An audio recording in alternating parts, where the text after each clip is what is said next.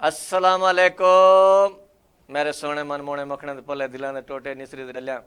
क्या हाल सी? आप ठीक ही वे सही? अल्लाह करे ठीक हो। झोंका मस्तियां ना वेन, सज्जन आवेन, अखी ठरन। ते अज जड़ा मैं कलाम सुनदा पिया वो ऐसा कलाम है कि इंशाअल्लाह तुसां चस चैसो चस है कि ये मैं गाया मेरे कैसेट च प्रोग्राम आया तो लोगों ने जड़ा ना इतना मर्दा ने पसंद नहीं किया जड़ा औरतां ने खिंचाई। पता नहीं उन्होंने हक च ज़्यादा बहता पिया कि दिलनूर सही का लिखा होया है। वैसे तो दिलनूर सही का बहुत अच्छे प्यारे कलाम भी हैं। उन्होंने एक दोड़ा है सी याद आ गए, दिल नूर पिनण कोई पेशा नहीं तेरे इश्क पिनाए वदे पिंदे हैं। ते लेकिन इतना मजाया उन्होंने सुने दा पिया, सौखा वदे आख्या मन, सौखा वदे आख्या मन ना पर नीजे दूजी रन। ते मैं सब तो पहले शुक्र अदा करेना, शुक्रिया अदा करेना अपने सोने मन मोने भिरावां दा जिन्ना LSN न्यूज़ जड़ा है इतना बनाया और सारे वास्ते सब सोहना जिहा मौका फराम किते।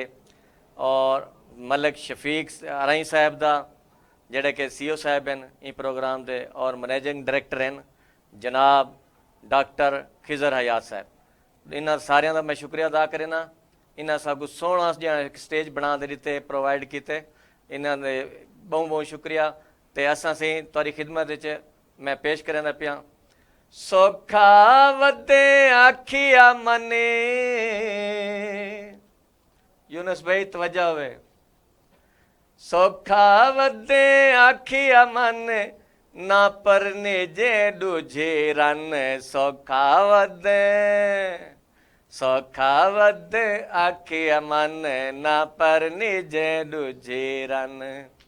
जे कर दूजी रन परनी से होए होए होए, जो दम जी से औखा थी से। जे कर दूजी रन परनी से जो दम जी से औखा थी से। रन्ना किन्नू रोज कुटी से, रन्ना किन्नू रोज कुटी से। कुट कुट देसन पसलियां भन ना पर नीजे दूजे रन। सौखा वदे आखिया मन, वड्डी जाल कुएं से भुल, वड्डी जाल कुएं से भुल। छोटी दे विच वैसे रुल, पिछे वैसनी अखी खुल। पिछे वैसनी अखी खुल, बासे अपनी खुती खन। ना पर नीजे भाई ना पर नीजे दूजे रन। सौखा वदे आखे मन, कहंदे कहंदे आखे लगसे होए होए होए। हो कहंदे कहंदे आखे लगसे, खर्चा पूरा कर ना सकसे। तू मजदूरे के तई तक से, तू मजदूरे के तई तक से। बाल थी वैसन कई दर्जन ना पर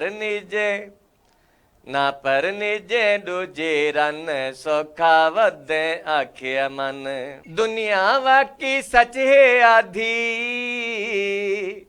दुनिया वाकी सच है आधी। शादी एक दिल नूर हयादी, दूजी शादी है बर्बादी। दूजी शादी है बर्बादी, करने पौंदन कई कई वन। ना पर नीजे होए ना पर नीजे दूजे रन। सौखा वदे आखे मन, सौखा वदे आखे मन, सौखा वदे आखे मन।